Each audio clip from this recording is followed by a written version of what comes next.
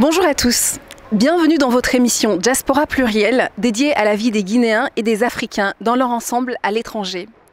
Je suis Djeretou Diallo et j'aurai le plaisir de vous accompagner pendant cette petite heure à la découverte de l'Association des jeunes Guinéens de France, l'AJGF. Qui n'a déjà pas entendu parler de Miss Guinée France, l'un des concours de beauté guinéenne les plus célèbres à l'étranger, du salon de technique de recherche d'emploi ou du salon de l'emploi? Vous l'auriez deviné, le point commun entre ces trois événements, c'est l'AJGF, l'Association des jeunes Guinéens de France. Comment cette association est-elle née? Quels sont les bras qui la portent? Et surtout, comment est-elle parvenue à s'imposer dans la communauté guinéenne de France? Réponse à ces questions avec Oumar Sow, le président de l'AJGF, que je vais croiser dès maintenant. L'AJGF est l'une des plus anciennes associations guinéennes de France. Elle a été fondée en 1997 par de jeunes Guinéens avec pour objectif de créer une communauté qui leur permette de se rapprocher de leur culture et de leurs origines. Elle fédère aujourd'hui une communauté de plus de 200 000 abonnés sur ses différents réseaux sociaux. Au fil des années, plusieurs générations se sont succédées au sein de l'AJGF et ont élargi progressivement ses activités. C'est d'ailleurs l'une des raisons de la longévité de cette association. Elle s'est adaptée au contexte et aux besoins de sa communauté. À travers les projets qu'elle conduit, l'AJGF a mobilisé environ 500 000 € pour le financement de projets humanitaires à destination de la Guinée. L'association a notamment rénové et équipé des centres de santé, effectué des campagnes de reboisement et fourni des installations d'adduction d'eau à plusieurs localités rurales.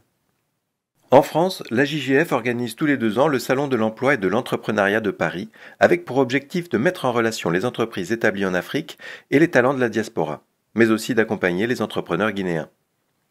Sur le plan culturel, l'AJGF organise tous les ans Miss Guinée France, qui est aujourd'hui l'un des plus grands événements culturels de la diaspora guinéenne.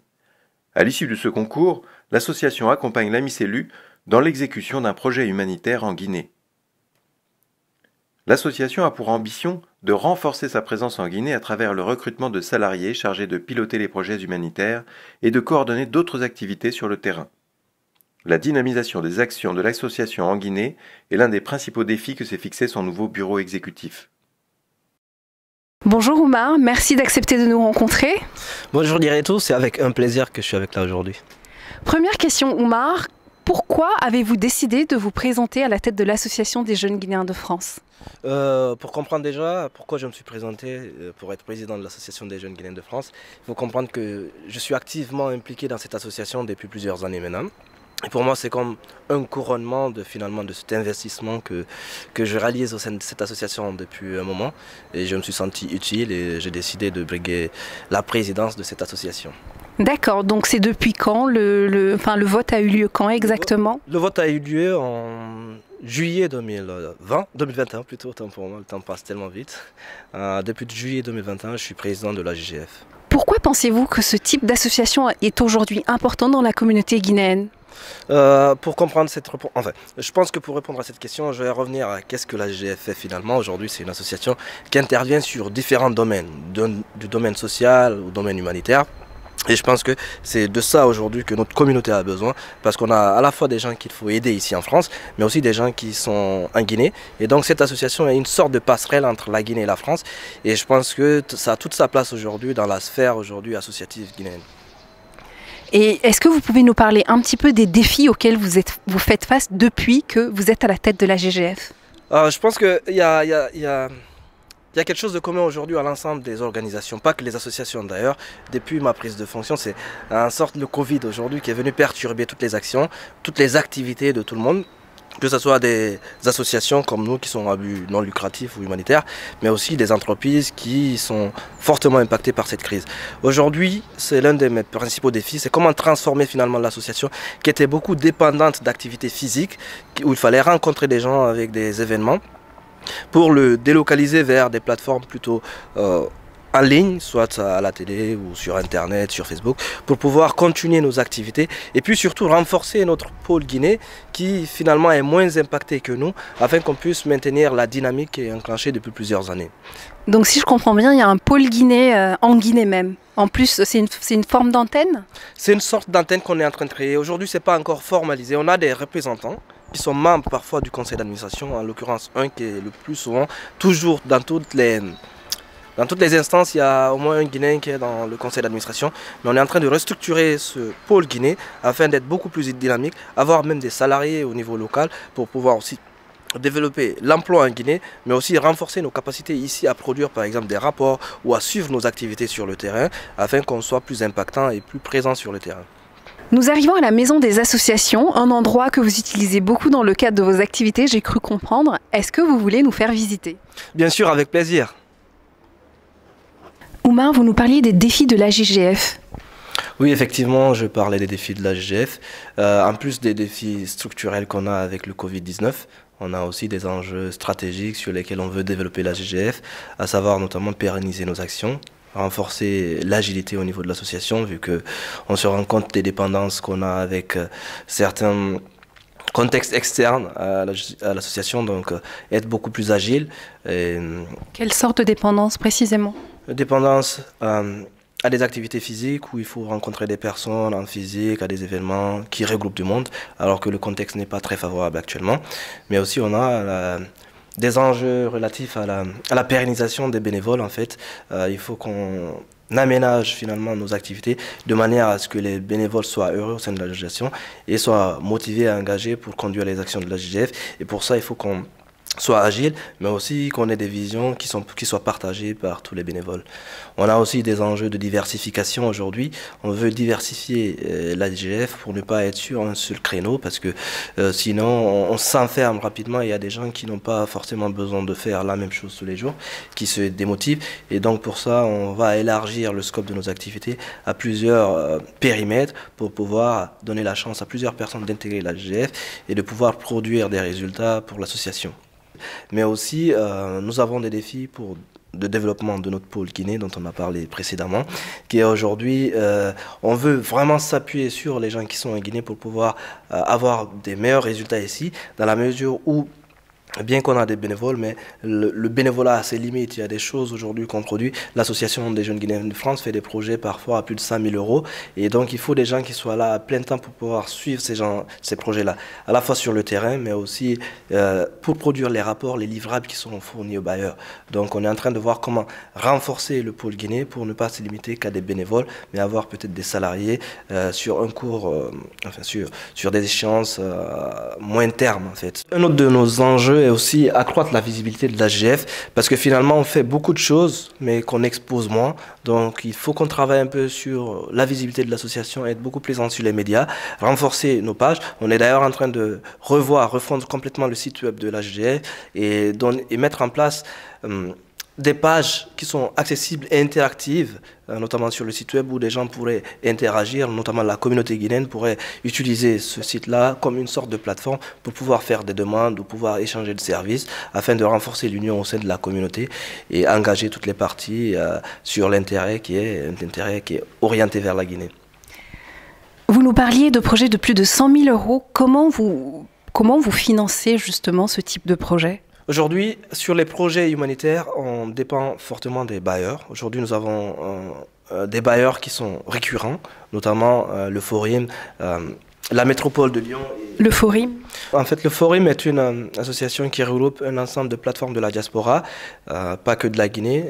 Il y a plusieurs pays de l'Afrique à l'Asie, en passant par l'Amérique, qui travaillent au sein de cette structure aujourd'hui. La Guinée a la chance d'être membre fondateur de cette structure et nous avons déjà eu un président, je pense 2 d'ailleurs, présidents de ce forum. C'est une structure qui bénéficie d'un appui aujourd'hui de l'Agence française de développement, l'AFD, et qui appuie aujourd'hui les associations qui sont membres de cette structure finalement. Est-ce que vous vouliez nous parler de quelques projets justement, de projets phares de l'Association des jeunes Guinéens de France ? Un projet phare, je ne sais pas si forcément ça dépend de la perspective qu'on a. De quelques-uns alors. De quelques-uns, ok. On réalise beaucoup de projets aujourd'hui. Nous essayons de nous positionner sur plusieurs créneaux. Aujourd'hui, on est très bien rodé, on peut dire, sur tout ce qui est adduction d'eau. La Guinée manque beaucoup, il y a beaucoup de villes, même des villages. Il y a beaucoup de villages et beaucoup de villes aujourd'hui qui souffrent de manque d'eau, de manque criard d'eau. Et on s'est rodé à la tâche aujourd'hui. Chaque année à peu près, on conduit au moins un projet relatif à l'adduction d'eau, à fournir de l'eau à des milliers de villageois ou à des milliers de citoyens de villes. Vous parlez de forage ? De forage, parfois, mais ce sera de l'eau qui vient des forages, mais qui seront alimentés, qui alimenteront des maisons. C'est pas que limité à des points d'eau. Parfois, on va jusque dans les maisons pour faire un système d'adduction d'eau qui peut bénéficier à des milliers de populations. Comment expliquez-vous la longévité de cette association et surtout sa très bonne implantation en France ? Je pense que c'est aussi dû à ces hommes. En fait, sur plusieurs années, notamment une bonne vingtaine d'années, il y a eu des gens qui se sont succédés au sein de l'association. Et à chaque fois, c'est des gens qui sont venus avec des nouvelles visions, avec une énergie et un engagement. Et c'est ce qui a permis à l'association aujourd'hui de pouvoir pérenniser ses actions sur ces 2 décennies. Oumar, on entre dans une année d'élection présidentielle en France, on y est déjà. Vous êtes proche des communautés africaines en France. Quelle lecture faites-vous de la situation ? Effectivement, nous rentrons dans une année électorale et nous sommes beaucoup plus dans une position de on subit finalement les élections.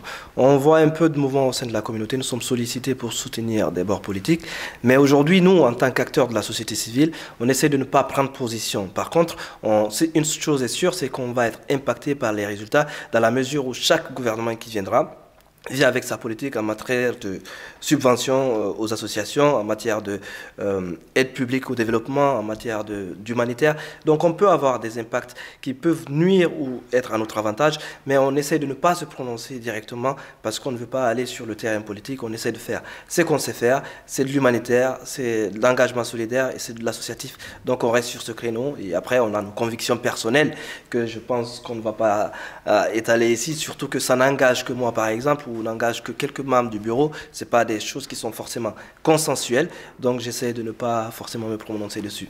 La situation politique en Guinée vient de changer. Quelles sont vos attentes face à ce nouveau régime ? Effectivement, elle a changé. On a été là dès les premières heures. Moi, par exemple, je suis allé en Guinée à l'époque, quand il y a eu les rencontres avec la diaspora. J'étais allé représenter la coordination des associations des jeunes Guinéens de France, auquel l'association des jeunes Guinéens de France, la GF, est membre active, membre fondateur d'ailleurs. Donc on attend beaucoup de ces nouvelles autorités et on l'a déjà exprimé. On a la chance d'être à la fois sur un spectre guinéen et un spectre français, ce qui fait qu'on est une sorte de passerelle. Tous les enjeux, que ce soit en France ou en Guinée, nous intéressent. Mais on a des attentes particulières aujourd'hui. On avait proposé nos recommandations par rapport à cette transition pour que chacun puisse trouver son bien finalement, avoir tiré profit de cette transition-là. On a proposé des candidats au CNT pour lesquels malheureusement nous n'avons pas eu de suite. Mais nous sommes quand même rassurés dans la mesure où on a quand même 2 personnes de la France qui sont présentes dans ce CNT, même si ce n'est pas des gens qui sont proposés par la diaspora, ils ont été pris en tant que personnes ressources, mais nous sommes rassurés, nous espérons qu'ils pourront porter aujourd'hui la voix de la diaspora, ils connaissent aujourd'hui nos besoins, qu'est-ce que nous traversons, et peuvent nous défendre afin d'avoir une issue favorable à cette transition et aboutir à un changement de paradigme. La Guinée ne déroge pas au phénomène d'immigration clandestine. Est-ce que la GGF travaille avec des Guinéens en situation précaire ici ? Si tel est le cas, quels sont les programmes que vous déployez les concernant ? C'est un sujet délicat aujourd'hui. Nous avons du mal à nous positionner sur ce créneau-là. Effectivement, on est une association avec des moyens très limités. Et aujourd'hui, même les autorités, même les services publics sont un peu submergés par cette demande qui est très croissante aujourd'hui. On essaye de travailler, on a des groupes de travail sur lesquels on essaye de proposer des actions concrètes pour travailler avec beaucoup d'autres associations afin de répondre à ce besoin-là parce que tout seul, on ne peut pas. Et donc, on a du mal à nous lancer dessus parce que on va être très vite débordé et on ne pourra pas apporter des solutions qui seront attendues sur ce sujet-là. Aujourd'hui, on est en phase vraiment de travail pour définir un cadre de comment est-ce qu'on peut apporter notre aide, mais pour être honnête, aujourd'hui, on n'a pas grand-chose. Par contre, on fait des aides ponctuelles. Par exemple, à l'époque du Covid, lors du pic de la Covid, on a mobilisé de l'argent et des vivres pour pouvoir donner une assistance ponctuelle à ces sans-papiers qui vivent en France, notamment en région parisienne où j'ai porté ce projet-là, mais ça s'est déroulé partout en France, dans toutes les régions de France. On a accompagné ces sans-papiers-là avec des aides alimentaires et des aides financières. Et comment la collaboration avec l'administration française se passe-t-elle, de manière générale ? Dans les collaborations, nous sommes inscrits dans toutes les mairies de la région parisienne, comme je l'ai dit tantôt. Nous avons aussi beaucoup de relations avec d'autres associations qui sont soutenues par l'administration publique, notamment le CPA et autres. On verra ça avec la vice-présidente, qui est beaucoup plus, qui se rentre beaucoup plus dans son périmètre d'activité, la relation avec les parties extérieures. Mais du fait qu'on soit à la fois, qu'on intervienne à la fois sur le terrain français et sur le terrain guinéen, nous avons aussi de très bonnes relations avec l'ambassade de la Guinée en France, qui nous accompagne dans la plupart de nos projets, qui est prêt à mettre la main à l'approche chaque fois qu'on a besoin d'un soutien financier pour exécuter un projet, mais aussi qui est à l'écoute à chaque fois qu'on remonte des problèmes que la communauté guinéenne rencontre ici en France. Ils sont à l'écoute et ils proposent des solutions pour y répondre. Merci Diareto, c'est un réel plaisir pour moi de présenter notre association à l'ensemble de vos téléspectateurs. C'est parti pour la deuxième partie de cette émission sur l'Association des jeunes Guinéens de France. Je vais maintenant rencontrer 3 membres bénévoles et actifs au sein de l'AJGF. Bonjour à tous les 3. Est-ce que vous pouvez vous présenter? Alors bonjour Diretou, je suis Mohamed Diaby, membre de la commission projet depuis 2017 et actuellement responsable de la commission projet justement.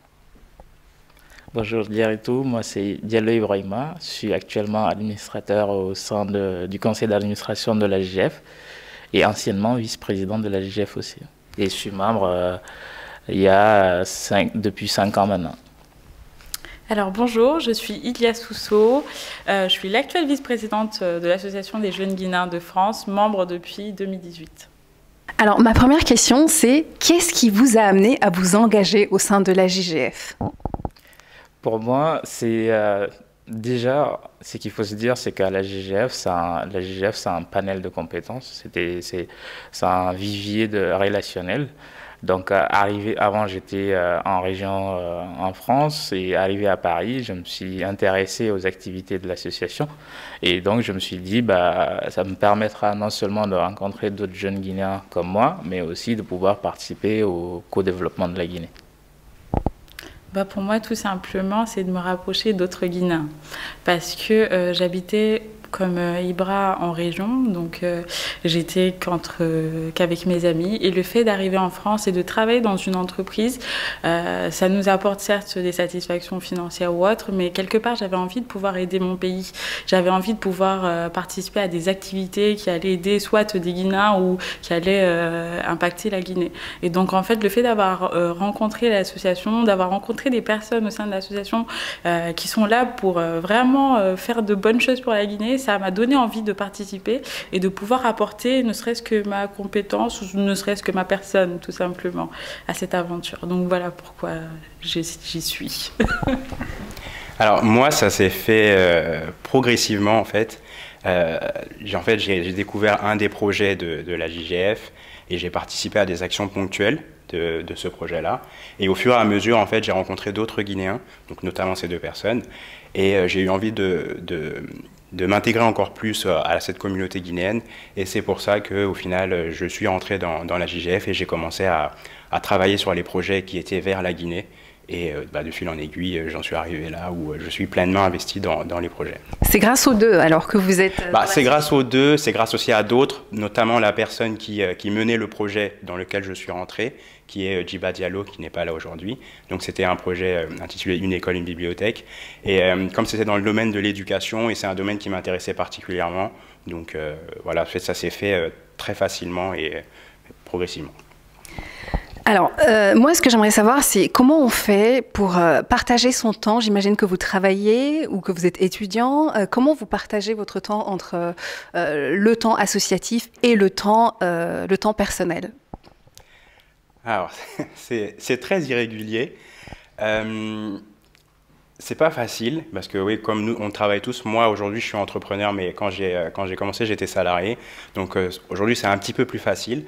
Mais il faut savoir, en fait, se dire, je prends 1 heure de mon temps tous les jours, ou 30 minutes, ou en tout cas ce qu'on a, et compter aussi sur les autres qui font aussi la même chose, et essayer d'être efficace, en fait. Donc c'est un peu comme ça. Et puis voilà, sur certaines actions, par exemple, quand je suis arrivé, c'était des actions ponctuelles de récolte de livres, etc. Mobiliser sa demi-journée, il faut le prévoir à l'avance. Donc voilà, après, il faut le vouloir. Et si on le veut, après, on trouve des moyens de s'arranger, quoi. Je pense que c'est dans la même logique, mais il y a aussi un truc qu'il faut signaler, c'est qu'à la GGF, il y a un process qui est là, qui facilite un peu aussi cette organisation, puisqu'aujourd'hui, notre façon de travailler, elle tient compte de ces contraintes-là, puisque la plupart de nos membres, des membres bénévoles de l'association, ont une vie à côté, que ce soit professionnelle ou personnelle, très chargée. Donc, avec nos outils de travail qui nous permettent de travailler parfois, le plus souvent à distance, qui facilitent cette organisation. Du coup, je vais aller dans le même sens que mes deux binômes, mais je vais aussi rajouter que c'est une famille. En fait, la JGF, c'est une famille. Et que quand c'est une famille, c'est tout de suite plus simple. On va se dire, oui, mais on est fatigué, on rentre du boulot. Mais en fait, quand on sait que c'est pour la JGF, on se dit, bon, bah allez, comme il a dit, on se donne 1 heure de notre temps, on avance sur ce sujet-là, on sait que voilà, les autres prendront le relais plus tard. Donc vraiment, c'est une question d'organisation, mais c'est aussi une question de bon vouloir. Et étant donné que c'est la famille, bah, du coup, on le fait. Voilà. Et sur quel projet avez-vous eu à travailler individuellement? Le premier projet sur lequel j'ai travaillé, donc, qui est le projet Une école, une bibliothèque, qui est un projet dans le domaine de l'éducation. Donc, concrètement, l'objectif, c'est de fournir des livres dans des bibliothèques en Guinée, des bibliothèques qui sont dans des écoles ou ailleurs. Et donc, voilà, c'est un projet que j'ai beaucoup aimé, et j'ai aimé la façon de travailler du porteur de projet, donc qui était Djiba Diallo. Et donc, ça permettait aussi d'avoir un impact concret, qu'on n'était pas plus dans la réflexion, c'était vraiment, voilà, il faut trouver les livres, on trouve les livres, ensuite il faut les envoyer, on les envoie, et voilà, donc ça s'est fait comme ça, et j'ai beaucoup aimé, et le fait de s'investir pour une cause guinéenne. L'exécution, surtout. Ouais, l'exécution, ouais, ça c'est important. Pour ma part, je vais dire, de par les responsabilités que j'ai pu occuper, j'ai eu à travailler sur plusieurs projets différents. J'ai eu à travailler sur le projet Miss Guinée France pour la promotion de la culture ici, mais aussi l'engagement citoyen des jeunes femmes. J'ai eu à travailler sur des projets humanitaires en Guinée, des projets d'adduction d'eau potable dont le président Oumar a mentionné tout à l'heure. J'ai eu à travailler sur des projets de rénovation de postes de santé. On a rénové un poste à Kankan, en Guinée, qui s'appelle, dans la région de Kankan, à Sansando exactement. J'ai eu aussi à travailler sur le projet dont mentionne aussi Mohamed, le projet Une école, une bibliothèque. Donc, je vais dire, j'ai eu la chance de travailler de par le fait que j'étais vice-président sur tous ces projets-là et de vraiment apprendre et donner de moi sur ces différentes activités. Alors pour moi, j'ai travaillé sur plusieurs événements. C'est pas vraiment des projets, mais ce sont des événements tels que le STRE, qui est le séminaire sur les techniques de recherche d'emploi. Donc ce séminaire, il est mis en place pour en fait accompagner toutes les personnes qui sont en recherche de stage ou d'emploi. Et donc j'ai organisé 2 fois cet événement. C'est un événement qui me tient à cœur parce que voilà, je me suis retrouvée dans cette situation-là où j'étais étudiante et que je n'avais pas de personnes autour pour me conseiller, pour me guider. Et donc cet événement permet à des jeunes Guinéens ou même d'autres personnes d'autres nationalités de pouvoir rencontrer des professionnels en face, des personnes qui ont déjà une certaine expérience, qui vont pouvoir les conseiller et les guider. Et donc ça, c'est un des événements sur lesquels j'ai participé. J'ai aussi participé au Salon de l'emploi et de l'entrepreneuriat, où là, on est en fait sur, du coup, comment accompagner des Guinéens soit à rentrer en Guinée, et donc par l'emploi ou par l'entrepreneuriat. Donc ça, ce sont les 2 événements sur lesquels j'ai eu à travailler.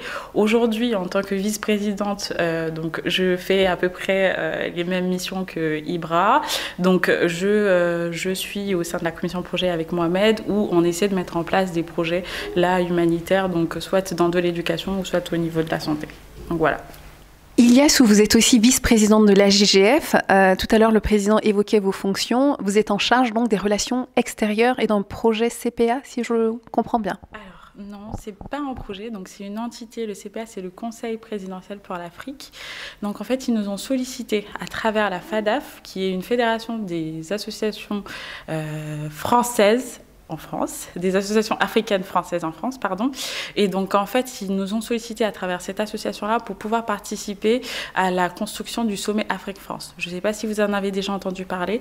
Donc, l'idée de ce sommet-là était de pouvoir, en fait, retravailler les relations entre l'Afrique et la France, tout simplement.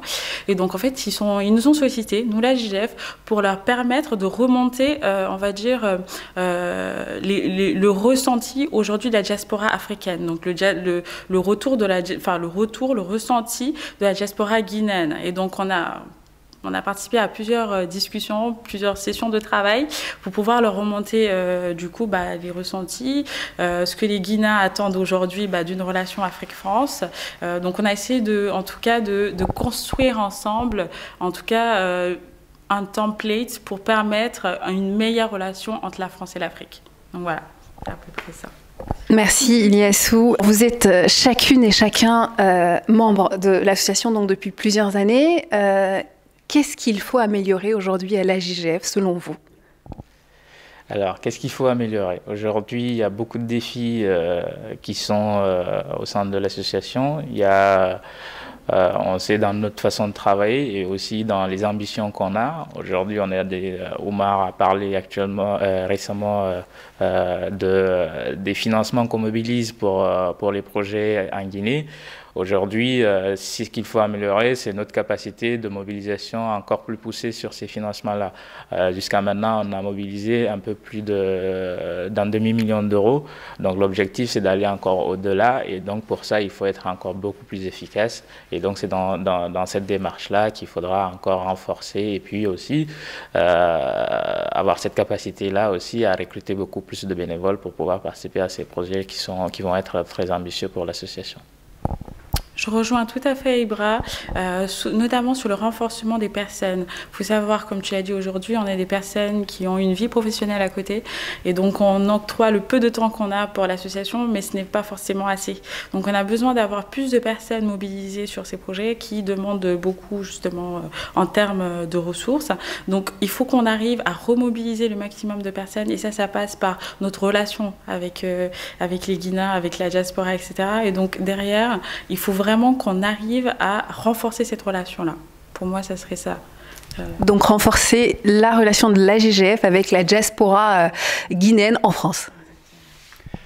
Je rejoins les deux autres. En fait, on a besoin de plus d'argent, on a besoin de plus de personnes. Mais pour être terre à terre. Voilà. Comme toute organisation, en fait, on a besoin de tout ça pour pouvoir fonctionner. On a besoin d'objectifs aussi.